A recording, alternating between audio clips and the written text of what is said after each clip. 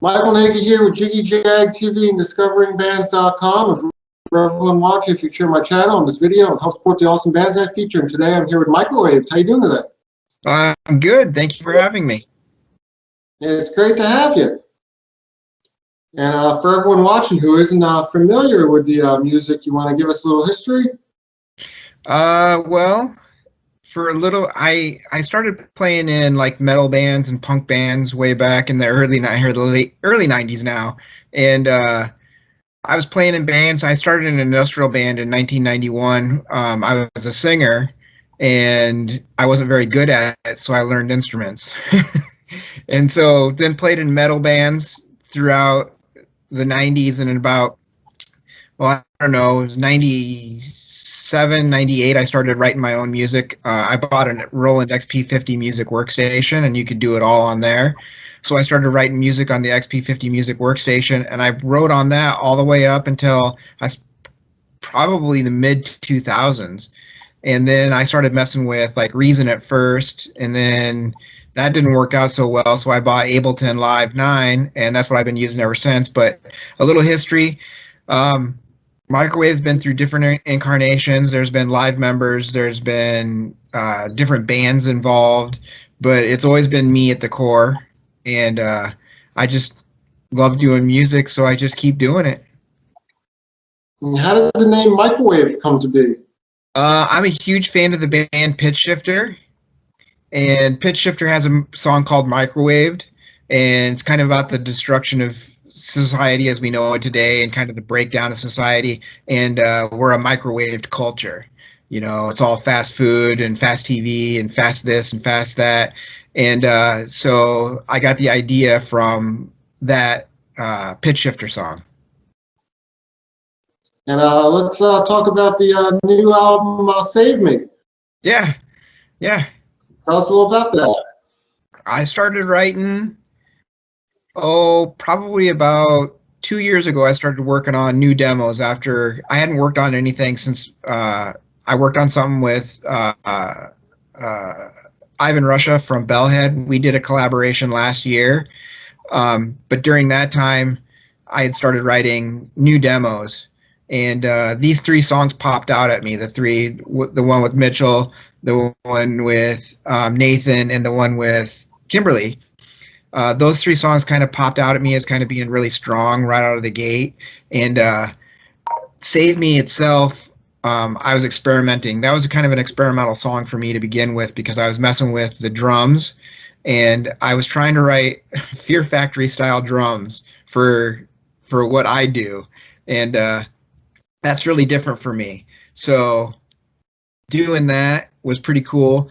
And then I played a track for Nathan. Nathan and I don't know how we became friends, but we became friends, and I played a track for him. He heard it, and he was like, yeah, I love that. I'm going to start hammering on that. And he sent back incredible vocals on that. And then Mitch, I had put out a call on Facebook looking for singers. I hate singing. It's the worst thing for me. I'm not any good at it. And I'm terrible about writing lyrics and stuff like that.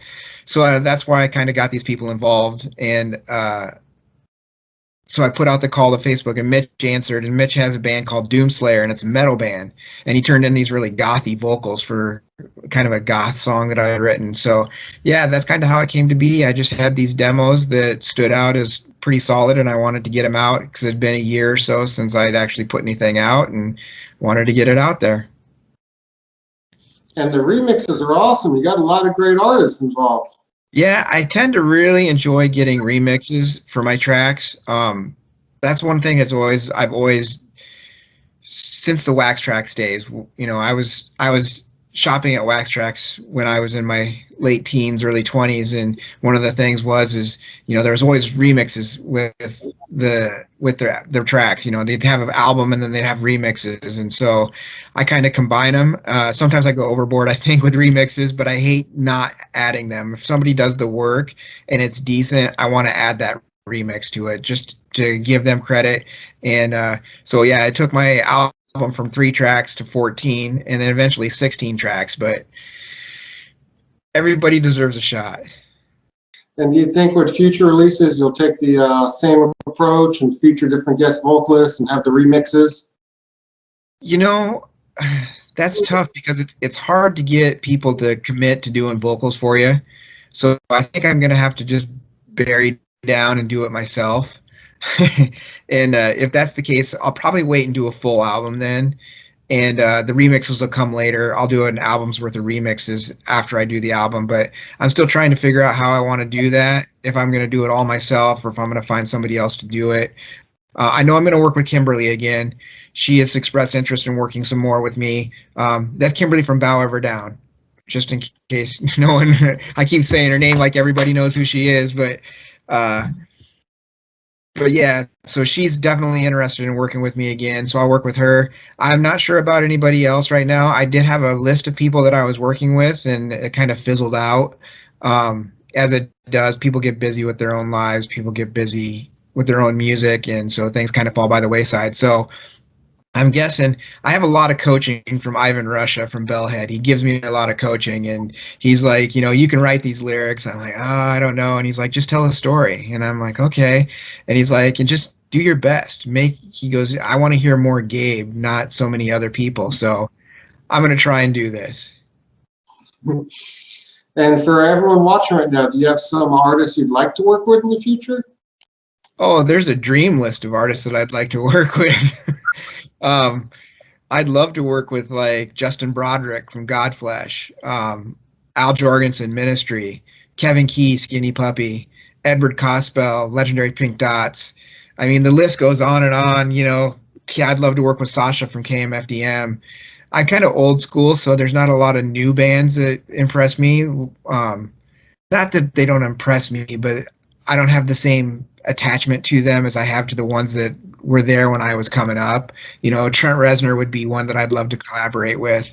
But those are all big names. Those are all people that I'll probably never work with. I'm almost 50 years old. I don't know. This isn't an old man's game. I do it for fun now, not for profit or for anything other than that. But I do it just to keep me happy and to keep me sane. So there's a long list of collaborators out there that I'd love to work with. I've worked with some of my favorite people. I've worked with Mark Miller from Out Out. I've done remix for Colin from Slider. I did remixes for Jim Marcus and Go Fight. I've worked with some people that, Steven Siebold from Hate Department. I did a Hate Department remix, which, if you know me, Hate Department is a huge influence on my sound. So working with him on a remix was pretty incredible. Those are great artists that you named, and you never know what could happen. You just keep making music, get the word out, and you never know. Yeah. Well, thanks to people like you getting the word out on us bands that aren't as known as other bands. I've been doing this since I was 19 years old, and I'm almost 50. So we're looking at 30-some years of doing this. And it's always nice when you get someone like you who wants to focus on and support underground bands. Yeah, there's a lot of talented bands, musicians, artists out there that just don't get recognition, so just trying to help spread the word. Yeah. And I want to say, I see your Spiderman poster back there. You're into comics? Yeah, I got my first comic book in 1978, and I've been collecting ever since. Awesome. Yeah, I even got a Spider-Man tattoo. I can't see it that good. Oh, yeah, it's a little faded. I'm a huge Spider-Man fan. I have been since I was a little kid, and it's just always stuck with me. Awesome. Now, for your music, if people want to look you up, find you online on social media, how do they do that? Obviously, Bandcamp is where I send everybody, just because that directly supports the artist.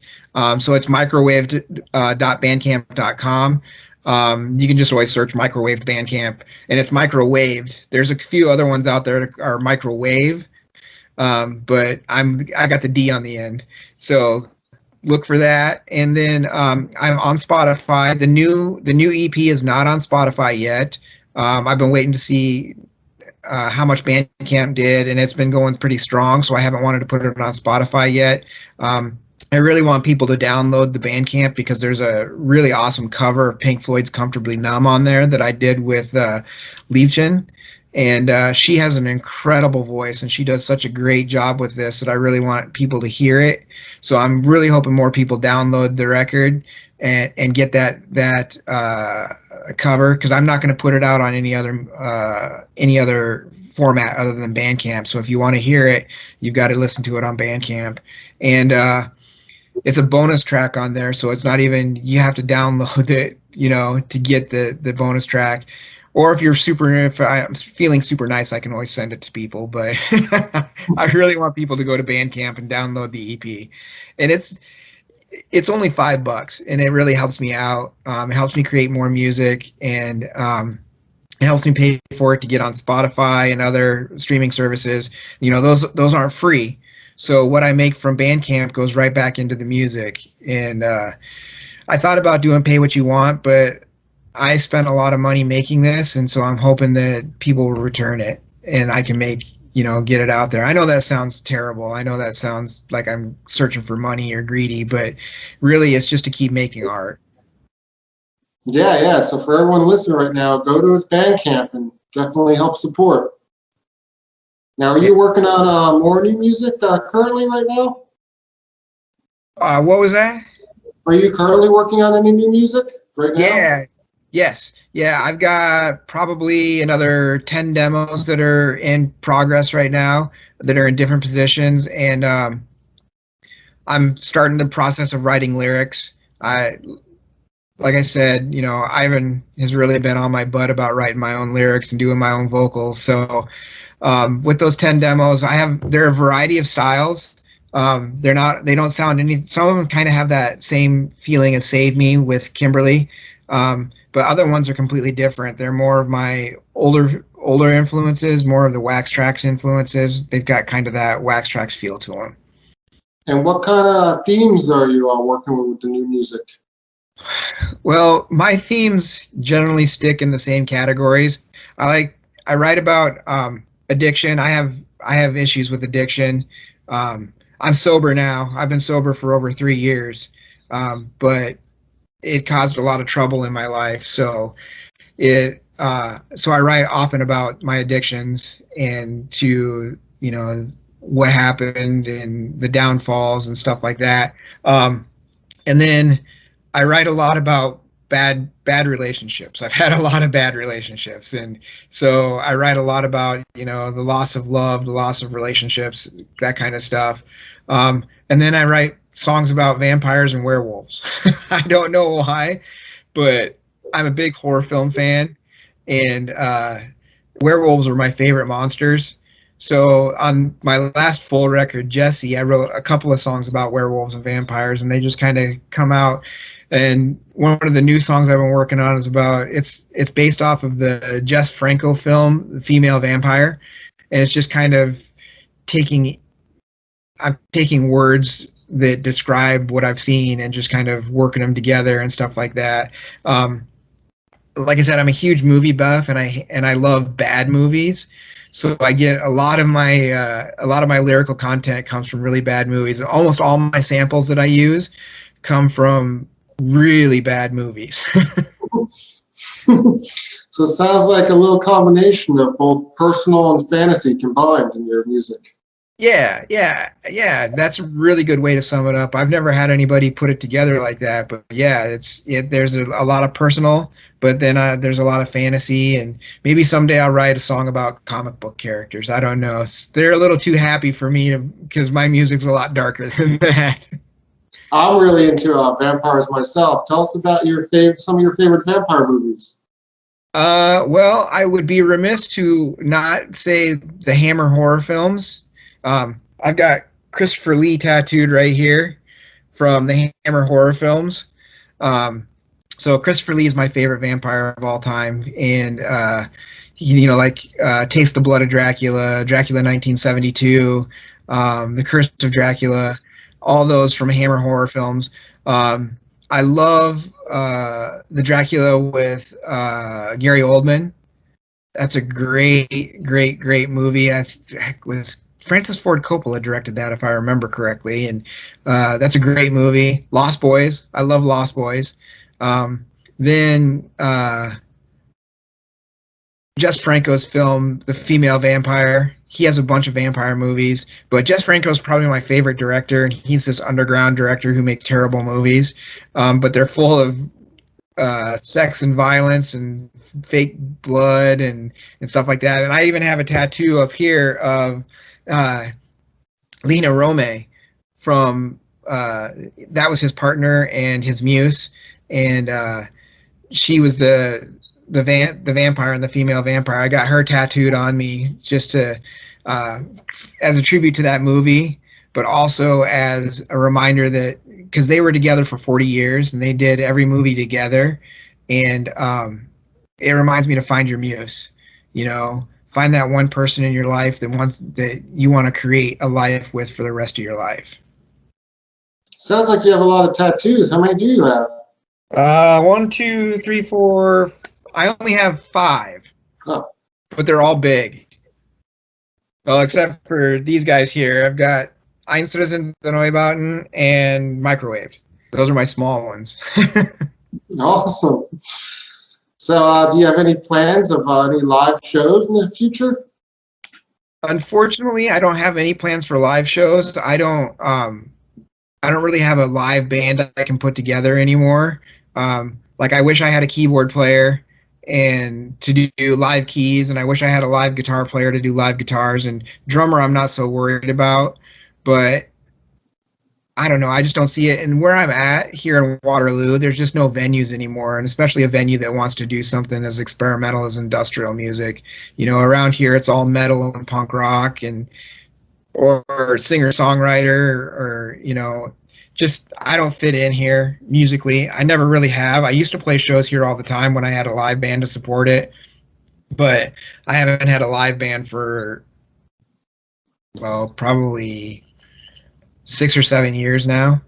So if I could find people to play with that would play what I'm playing and be able to work with the electronics and the drum machines and all that kind of good stuff, I'd try it again, but life is busy. I've got kids. I have a full-time job. You know, there's just not that time anymore to do that. Wish I could. I really wish I could. I wish I could play and go on tour and all that kind of good stuff.